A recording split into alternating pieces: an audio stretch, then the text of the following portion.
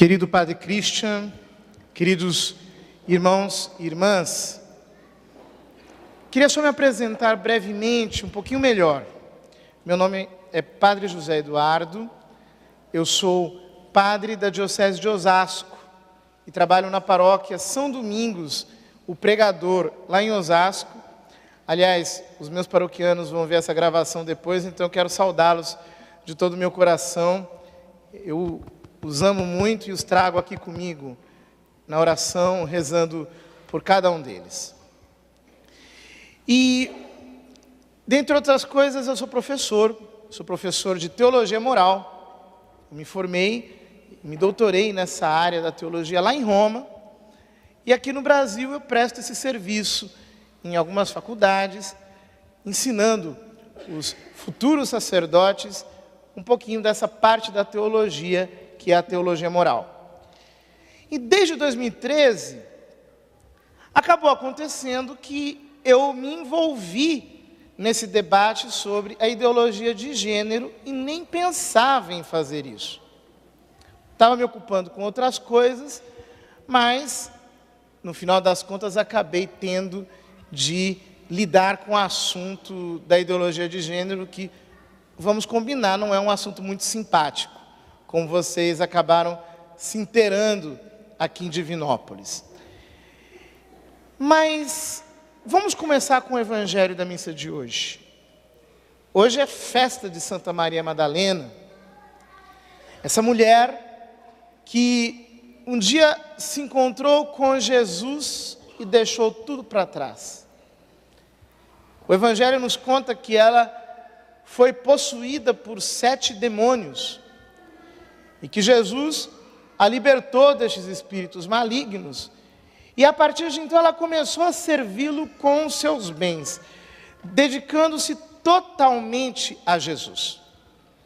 Jesus conquistou o coração daquela mulher, entrou na vida dela e mostrou a Maria Madalena quem de fato ela era.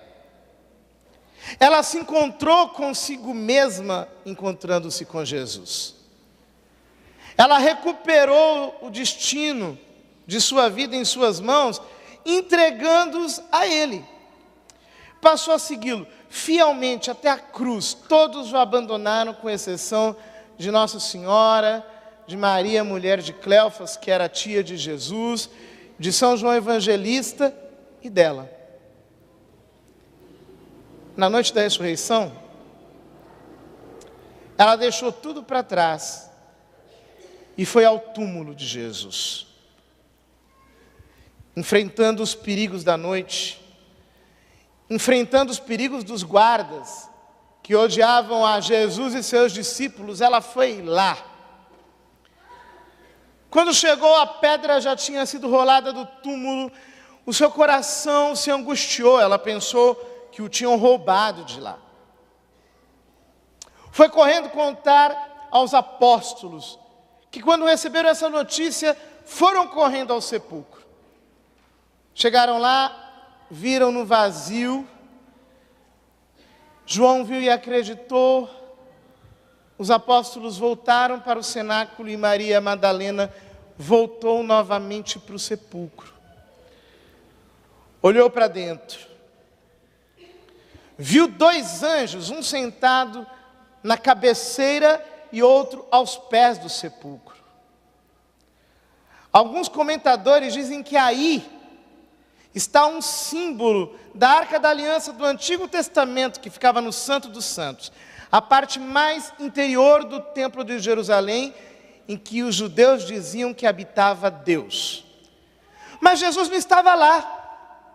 Porque depois da sua morte e da sua ressurreição, o véu foi rasgado e a presença de Deus deixou de habitar no Santo dos Santos para habitar nos nossos corações.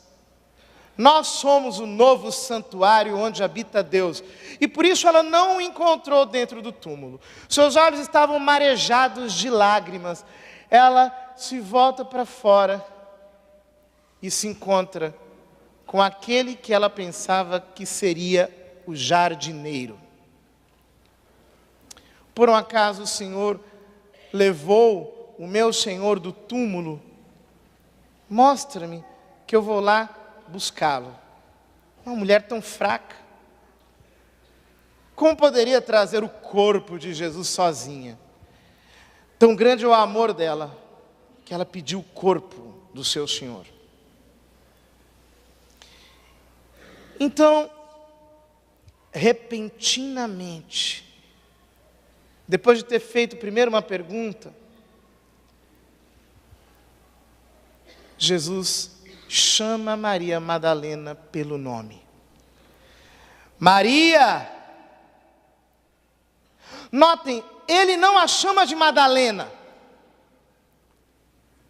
porque Madalena remetia ao lugar de onde ela provinha, remetia à sua história, remetia à sua vida velha, remetia ao seu passado. E ele, delicada, cuidadosamente, omite a referência à cidade de Magdala, de onde ela tinha vindo. Ela não era mais aquela mulher que carregava uma história antiga. Ela não era mais alguém que tinha uma vida velha. Depois que se encontrou com ele, ela era apenas Maria. Ele a devolveu a si mesma.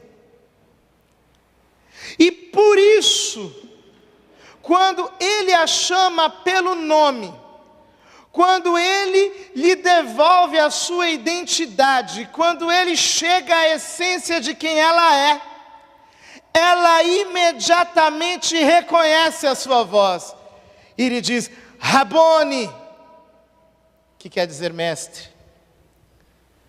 Ela o chama de mestre, a este Jesus que a tinha ensinado tudo, que a tinha ensinado a viver de novo, que a tinha ensinado a fazer novas escolhas, que a tinha ensinado o que vale na vida, que a tinha ensinado tudo aquilo que tem importância e também aquilo que não tem importância. Aquele Jesus que lhe tinha ensinado a essência do que é viver, do que é morrer e do que nós devemos deixar para trás e de para onde nós devemos olhar. Aquele Jesus que devolveu a Madalena, Maria. E que a fez redescobrir a sua verdadeira identidade. Porque para Deus, você tem uma identidade. A Escritura diz que Ele tem o nosso nome gravado na palma da sua mão. A Escritura diz que Ele sabe quem nós somos. A Escritura diz que lá no sepulcro, Ele te chama pelo nome para uma vida nova. Deus se preocupa com a nossa identidade e eu diria, com a nossa individualidade, com quem nós somos de verdade. Isso por um motivo. Porque lá para Moisés, no alto do Monte Sinai, ele se apresentou como aquele que é. Eu sou aquele que é, Deus é. E quando ele diz eu sou aquele que é, o que ele está dizendo é que ele possui por propriedade o ser. Ele é por essência, ele é Deus. Mas você e eu somos alguém. E alguém que é amado como tal. Você é amado individualmente por Deus. Eu me lembro que uma vez, um amigo de seminário me contava encantado que ele tinha descoberto algo muito simples na sua vida. Que quando entrava na capela, ele poderia fazer uma genuflexão e dizer para Jesus assim: sou eu, Jesus. Sou eu, o fulano. Sou eu. Não é outro, sou eu. Eu tenho uma identidade. Isso é absolutamente importante, porque quando eu descubro que eu sou alguém para Deus, e que Ele dá importância para quem eu sou, Então eu entendo que encontrando-me com Deus, eu me encontro comigo mesmo, ao invés de me alienar. Pois bem, mas acontece, queridos irmãos, que existem pessoas que querem nos convencer de que nós não somos ninguém. Querem convencer que nós não temos uma identidade. Querem nos convencer de que nós não possuímos verdadeiramente uma identidade como um dom com o qual nós nascemos nessa terra. E estas pessoas começaram a ensinar, negando inicialmente que qualquer coisa seja alguma coisa.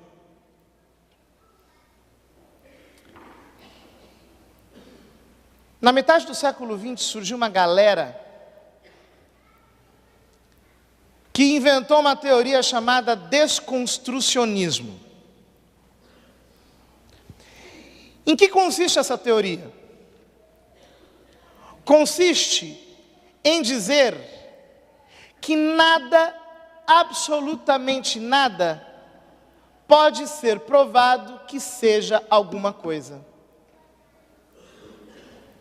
Em outras palavras, essas pessoas dizem que qualquer coisa pode ser contestada como sendo aquilo que é.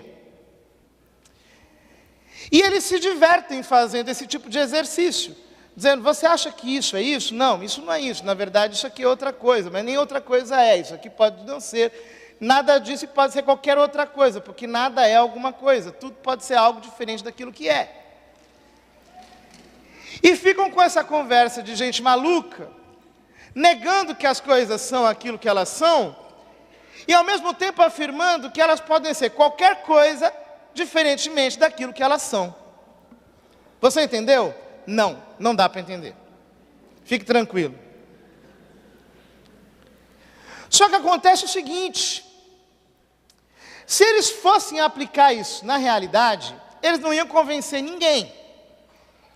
Isso ia ficar apenas sendo uma conversa de gente universitária maluca. Por quê? Bom, você vai comprar um pacote de macarrão. Aí você vai chegar e a pessoa vai dizer para você, não, mas veja bem, isso aqui não é um macarrão, isso aqui é uma outra coisa. Na verdade, você está enganado. Parece macarrão, tem gosto de macarrão, tem tamanho de macarrão, está no pacote de macarrão, tem preço de macarrão, está na seção de macarrão, mas não é um macarrão. Aí você, talvez por educação, não comprasse macarrão, voltasse para casa, mas eu garanto que quando você soubesse que aquela pessoa não estaria ali, você ia voltar lá e ia comprar o macarrão, porque você está afim de comer o macarrão. Essa conversa não ia durar muito. Então não dá para convencer ninguém dessa maluquice utilizando as coisas. Porque no final a gente precisa delas. E não tem jeito, se você precisa de uma caneta, você vai pegar uma caneta. Não adianta alguém dizer, não, essa caneta não é uma caneta, parece uma caneta, tem cor de caneta, tem tamanho de caneta, escreve com uma caneta, funciona com uma caneta, mas não é uma caneta. Você vai querer escrever com uma caneta. Não interessa aquilo que digam que é ou que não é. Mas eles inventaram um modo para que este tipo de ideia entrasse na nossa cabeça. E o modo é aquilo que nós chamamos de ideologia do gênero. Ou seja, você é homem, tem corpo de homem, parece um homem, fala que nem um homem, tem o DNA de um homem, mas você não é homem.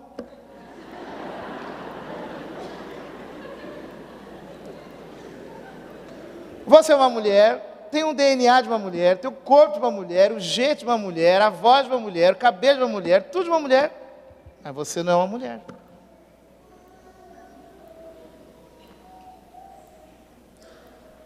E não interessa as mudanças anatômicas que a gente faça. Você pode fazer cirurgia, mudar a voz. No meu caso, eu tinha que colocar uma peruca. Você pode fazer qualquer tipo de alteração física que você quiser fazer.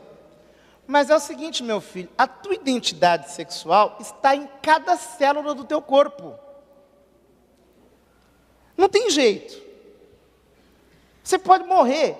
Daqui a 500 anos, podem pegar um resto mortal teu, vão fazer uma análise química e vão dizer, esse aqui é um corpo de um homem. E não apenas na análise química, mas inclusive pela própria constituição óssea. Né? O pessoal que estuda medicina legal sabe, você pega lá um corpo todo carbonizado, você identifica pela arcada dentária que é um homem ou que é uma mulher, pelo crânio, porque todo o nosso corpo é masculino ou feminino. No entanto, a galera do gênero quer nos convencer que isso não existe. Não tem masculino e não tem feminino. São invenções que a sociedade opressora criou para nos enganar. Então a galera do gênero chega dizendo algo aparentemente ou mais ou menos assim. Te enganaram, querido. Você está achando que você é homem? Você não é. Te definiram assim, mas você não construiu a sua verdadeira identidade. A tua verdadeira identidade é um gênero que você tem que inventar. Um gênero único, exclusivo, individual, interior. Algo que você precisa criar dentro de você para descobrir o seu verdadeiro eu. Aí você diz, tá bom, então isso significa que se eu me esforçar muito, se eu for me testando, se eu for fazendo experiências, então eu vou chegar ao meu verdadeiro eu? Aí ele vai dizer, não é assim. Porque depois, esse eu aqui, ele não é fixo, ele é variável, ele vai mudando. Ele vai se transformando. Para utilizar uma linguagem que está na letra de uma música, inclusive, para a galera do gênero, nós não temos uma identidade. Nós precisamos inventar uma identidade, e essa identidade inventada é uma metamorfose ambulante. Nem essa identidade é fixa. Nem ela pode ser conhecida. Nem ela pode ser, de algum modo, definida em termos estáveis. Vocês estão entendendo? Estão entendendo? É complicado esse negócio, né? A gente não está muito acostumado com isso daí. Só que, vamos combinar, isso aqui não vai convencer você, né? Você é adulto, você já tem a sua cabeça feita, você já cresceu, é uma pessoa criada, então isso não oferece perigo nenhum para você pessoalmente aqui. Você já tem uma personalidade relativamente formada. Só que esse é o problema. Esta turma quer aplicar isso aqui na educação. Fazendo o quê? Convencendo as nossas crianças de que elas nasceram com o corpo de homem, parece homem, tem jeito de homem, tem toda a anatomia de homem, tem as células de homem, mas não são homem. Tem jeito de mulher, parece mulher, tem corpo de mulher, tem anatomia de mulher, mas não são mulher. Eles querem pegar a criancinha e doutrinar as criancinhas a partir deste tipo de concepção. Ou seja, eles querem pegar a cabeça das nossas crianças e ir transformando a partir de dentro para que elas percam completamente a sua identidade.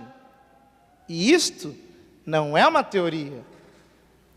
Hoje mesmo, uma pessoa aqui de Divinópolis me contou que uma menina escreveu em um determinado lugar, inclusive chegou a dizer que não tem nada Não existe esse negócio de menina e menino.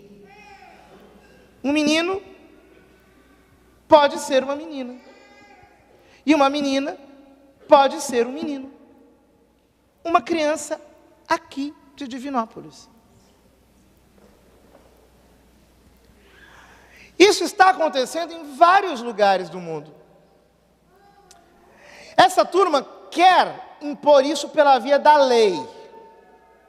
Quer impor pela via da lei. Por quê? Uma vez que isso se transforma em lei, torna-se parte da grade curricular. Aí não tem jeito.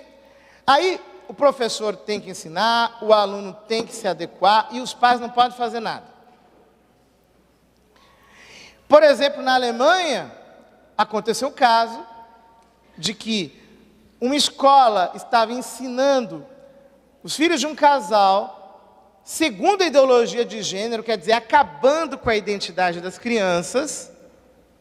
E aí os pais disseram, nós não vamos mandar mais o nosso filho para a aula de educação sexual. Sabe o que aconteceu com os pais? Foram para a cadeia. Eles pegam as crianças e querem pegá-las já na tenra idade. Eles querem adulterar a cabeça das nossas criancinhas desde que elas são pequenas, para perverterem toda a próxima geração. Aí você vai me perguntar assim, nossa, que coisa terrível. Isso está acontecendo? Sim, está acontecendo. E olha, aqui em Divinópolis vocês estão de parabéns, porque vocês conseguiram convencer os vereadores a solicitarem o veto ao prefeito. Isso graças ao trabalho corajoso do padre Shankar, do padre Christian, da doutora Andréia, que está aqui também, e do bispo Dom José Carlos, que merece uma salva de palmas.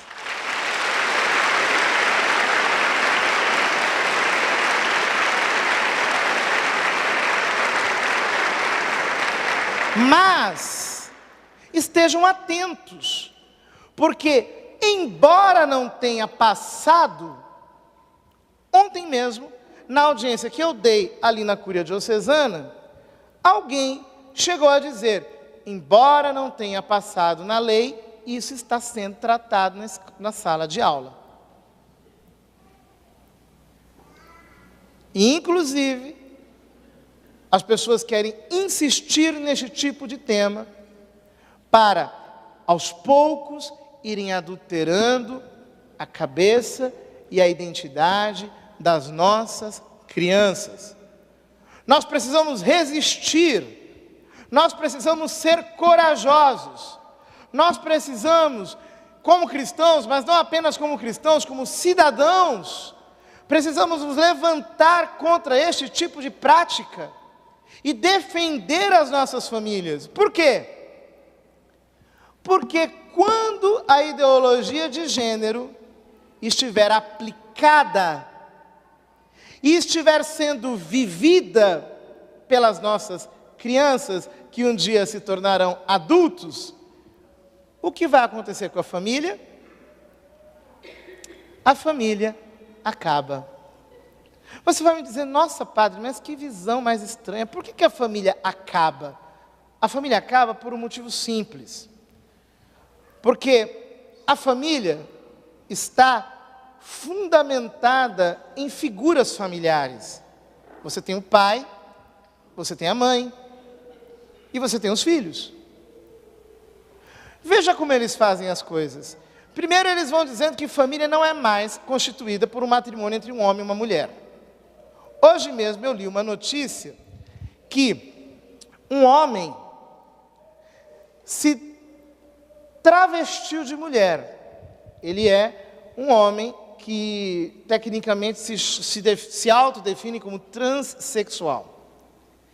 E uma mulher se travestiu em homem. É aquilo que tecnicamente também se chama transexual. Só que o que aconteceu? Os dois se casaram. Aqui no Brasil. E o homem, que na verdade é mulher, ficou grávido da mulher, que na verdade é um homem.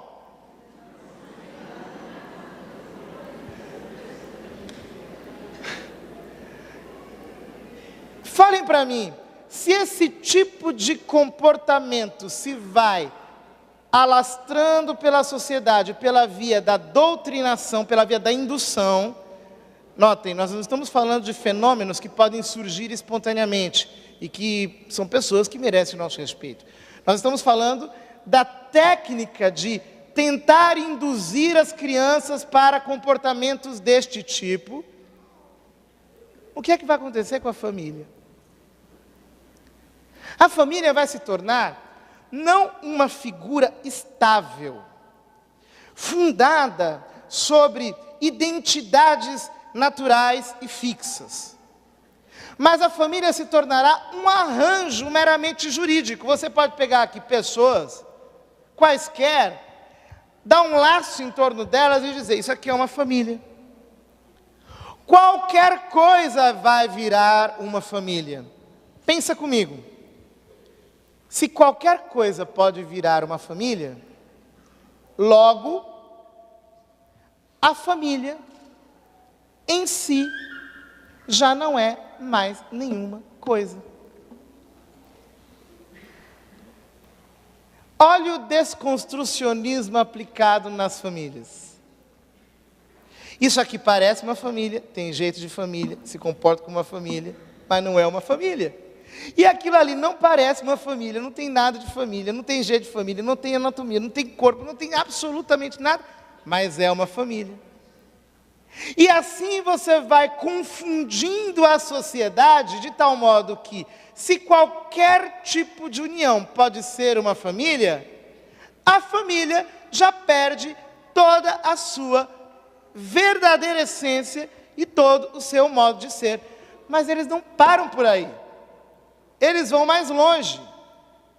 Então, primeiro, qualquer um pode se casar com qualquer um, não importa se é homem ou se é mulher.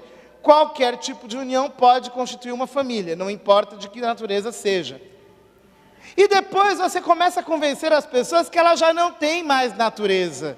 Que homem não é homem, que mulher não é mulher, e que qualquer indivíduo da sociedade pode se declarar como qualquer tipo de identidade, como qualquer gênero, para utilizar a linguagem deles, e, mais uma vez, você tem a vitória desse tipo de concepção que vai acabando com a nossa cabeça e vai acabando com a realidade tal como ela é. Estão percebendo o perigo? Estão percebendo como isso prejudica e vai à raiz das nossas famílias, destruindo a sua essência? Pois bem, mas você vai me perguntar assim, por que essas pessoas estão fazendo isso? Eles querem só isso? Não, meus queridos, a coisa vai mais longe. Por quê? Veja bem, se alguém chegasse para você e dissesse assim, Dona Maria, você vai educar o Joãozinho como se ele fosse uma menina, você educaria o Joãozinho como se ele fosse uma menina? Sim ou não? Você não faria isso. Por que você não faria isso? Porque você ama o seu filho. E você quer que ele se aceite como ele é. E você não quer que ele se rejeite. Quando ele nasceu, você foi fazer um ultrassom e perguntou, doutor, o que é? É menino ou menina? Ah, é menino. Ah, vou botar nele o nome de Joãozinho. Ah, que beleza, vai torcer para o quê? Vai torcer para esse time, para aquele outro. Vou comprar um carrinho para ele, vou educar como menino. Porque é o que ele é. Eu não vou tentar manipular a sua personalidade e eu não vou tentar de nenhum modo tentar convencê-lo que ele não é aquilo que ele é. Você o ama. Mas a escola não ama o seu filho. O Estado não ama o seu filho. Então, eles podem fazer isso. O sistema educacional pode alterar a personalidade do seu filho. Pode. Sobretudo, se você o entrega para o Estado de mão beijada, ele pode fazer com o seu filho o que ele quiser. Portanto, Qual é o verdadeiro interesse? Eles estão fazendo um teste para ver se eles conseguem tirar essa criança de você. Eles estão fazendo uma queda de braço. A queda de braço é: quem é que educa? Quem educa é a família? Ou quem educa é o Estado, a sociedade? Se for a família, então isso não prospera. Mas se for o Estado, como estes valores estão por trás dos interesses do Estado, então isto começa a prevalecer. Portanto, eu queria que você se desse conta da queda de braço que está acontecendo neste momento debaixo dos nossos olhos. Eles estão tentando educar os nossos filhos, e como eu digo sempre, escola escolariza, mas família educa. Não é a escola que educa, é a família. No entanto, o que acontece é que nós nos acostumamos a entregar as crianças para a escola desde criancinhas. A gente adora entregar criança para os outros. Criança chora, criança dá trabalho, criança ocupa o tempo, e a gente não tem muita paciência com isso. Manda para a escolinha, alguém vai cuidar dele. E aí o que acontece? Você entrega o seu filho para a escolinha, e como eu disse ontem, é um absurdo que um pai de família saiba toda a escalação do seu time de futebol e não saiba sequer o nome dos professores do seu filho. Você está entregando o teu filho para uma escola que você não conhece. Você não sabe quem são eles. Você não sabe que valores eles estão transmitindo. Você não sabe que princípios estão transmitindo. Eles sabem disso. Então, eles estão tentando tirar o seu filho de você. Por quê? Por um motivo simples.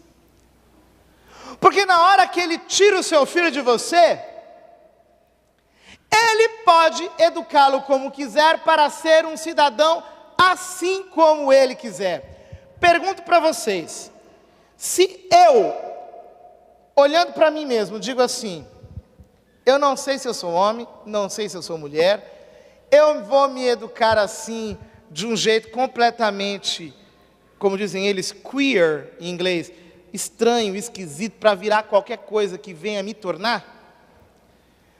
Eu vou me liberar para virar qualquer coisa que nem eu sei o que é? Se eu não sei nem o que eu sou, portanto, por que eu vou acreditar que as coisas são como elas são? Por que eu vou acreditar que existe verdade, que existe bem ou mal? Se eu não sou capaz de saber nem quem eu sou, meu querido, como é que eu vou acreditar que Deus existe? Como é que eu vou acreditar que Ele me ama, se nem eu sei quem eu sou e, portanto, eu não posso me amar, porque eu não sou ninguém? Se eu perdi a capacidade de me conhecer, como é que eu vou saber que Jesus está na Eucaristia? Fala para mim.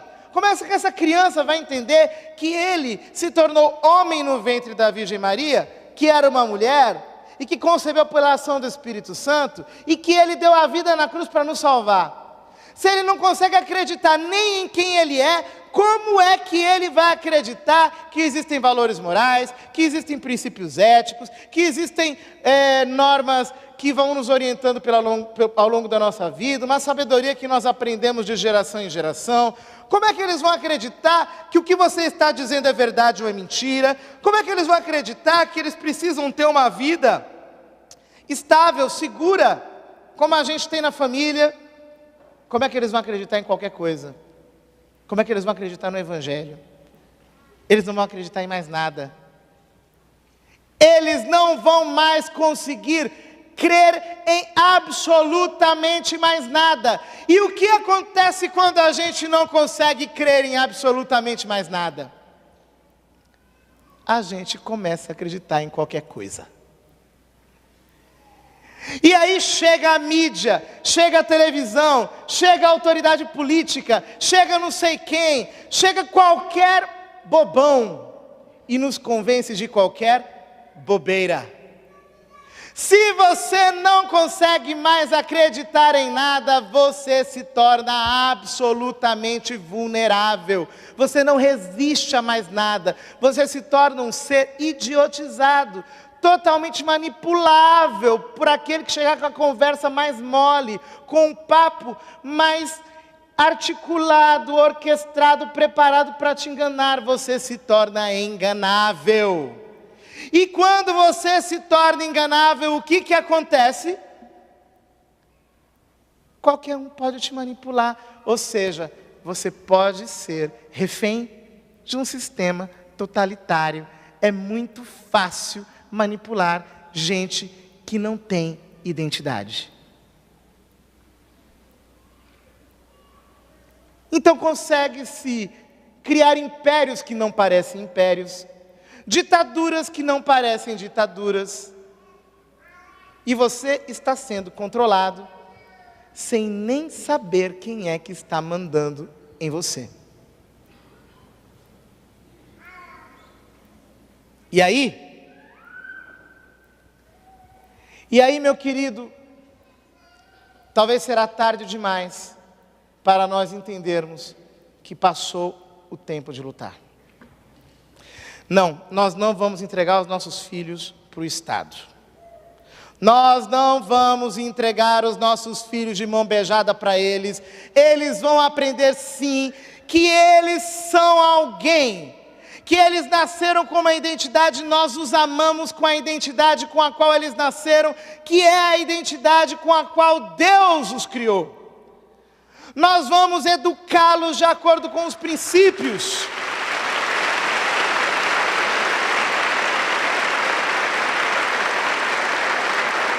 Nós vamos educá-los de acordo com os princípios morais que nós aprendemos dos nossos pais. Nós vamos transmitir aquilo que nós aprendemos das gerações anteriores, que foram as gerações que construíram esta igreja, esta cidade, este estado e esse país. Não, nós não renunciaremos a lutar. Eles podem saber de uma coisa: nesta terra há uma igreja, e ela não vai desistir de lutar pelos seus filhos.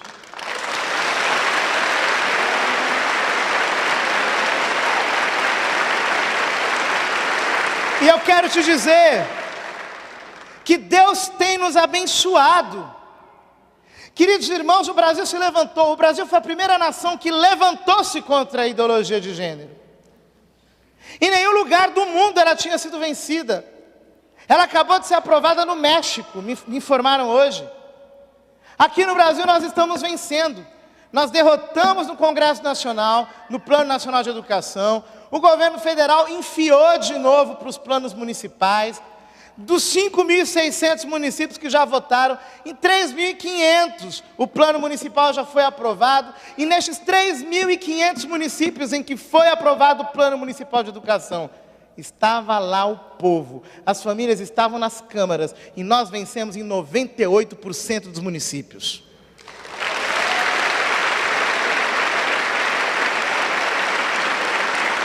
Portanto, eu quero te animar nessa luta. Levanta a tua cabeça, nós vamos lutar pelos nossos filhos. Nós vamos entrar nas escolas. Fale com as pessoas sobre educação. Fale sobre ideologia de gênero. Vamos abrir os olhos dos cidadãos dessa cidade. Vamos lançar uma onda que vai contagiar todo esse estado e todo esse país. Nós dizemos não à tentativa de manipulação da personalidade das nossas crianças. Nós dizemos não a essa tentativa de engenharia social. Nós resistiremos até o fim. E eu digo mais, com as bênçãos de Deus e de Nossa Senhora, nós venceremos.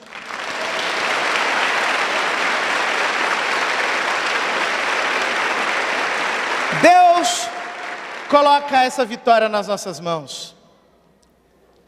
E se nós lutarmos, nós veremos o Brasil ser um instrumento da divina providência para restaurar os altares de Deus em todas as famílias da terra.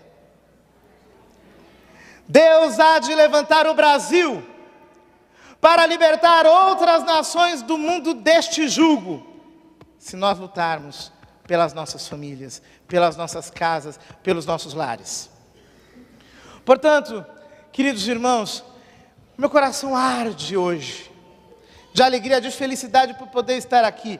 Me perdoe se talvez eu fui falando e não é um tema muito fácil, é um pouco complicado, vocês não estão acostumados com esse tipo de linguagem, é meio difícil fazer um raciocínio assim, pode parecer algo pouco interessante, mas eu quero te dizer que tem gente quebrando a cabeça, tramando contra nós.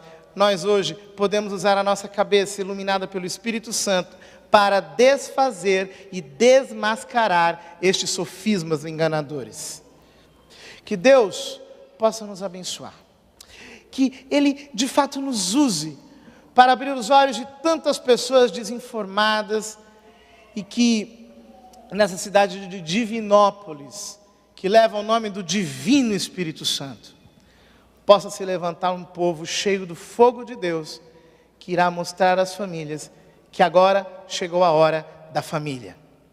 Agora chegou a hora de retomarmos os nossos filhos em nossas mãos, chegou a hora de mostrarmos ao mundo que Deus se fez família, para que também nós pudéssemos, como família, chegar até Ele.